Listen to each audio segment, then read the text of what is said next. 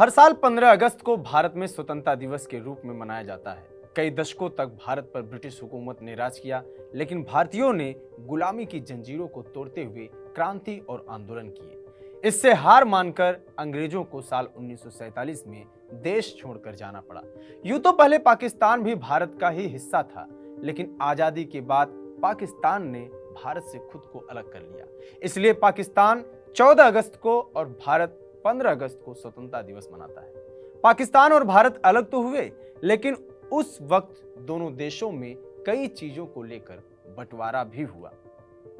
1947 में जब भारत और पाकिस्तान के बीच बंटवारा हुआ तो दिल्ली में दो लोगों को धन संपत्ति के बंटवारे, उसके नियमों और शर्तों को तय करने की जिम्मेदारी सौंपी गई।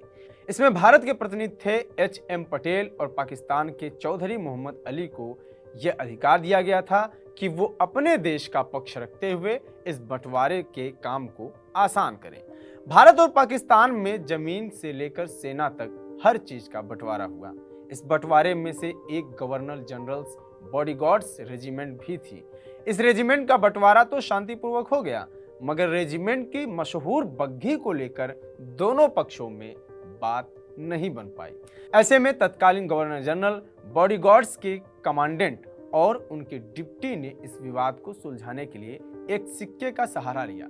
टॉस भारत ने जीता और इस तरह की रॉयल बग्घी भारत के हिस्से में आई। इस बग्घी में सोने के पानी की परत चढ़ी है। घोड़े से खींची जाने वाली ये बग्घी अंग्रेजों के शासनकाल में वायसराय को मिली थी।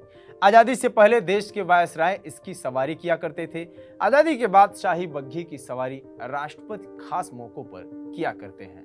पहली बार इस बग्घी का इस्तेमाल भारत के पहले राष्ट्रपति डॉक्टर राजेंद्र प्रसाद ने गणतंत्र दिवस के मौके पर किया था।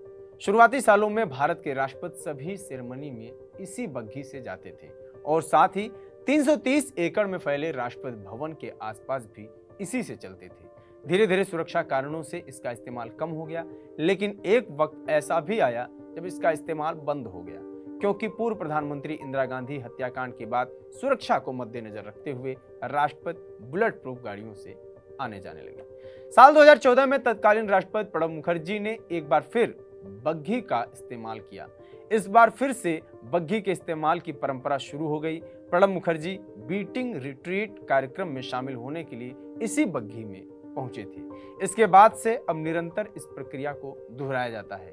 वहीं इस बग्घी को खींचने के लिए खास घोड़े चुने जाते हैं। उस समय 6 ऑस्ट्रेलियाई घोड़े इसे खींचा करते थे, लेकिन अब इसमें 4 घोड़ों का ही इस्तेमाल किया जाता है। साल 1984 के बाद बग्घी कभी भी गणतंत्र दिवस परेड में नजर नहीं आई। 40 साल बाद 2024 के गणतंत्र दिवस समारोह में राष्ट्रपति द्रौपदी मुर्मू इस बग्घी में मुख्य अतिथि फ्रांस के राष्ट्रपति इमैनुअल मैक्रों के साथ कर्तव्य पथ पर पहुंची थी।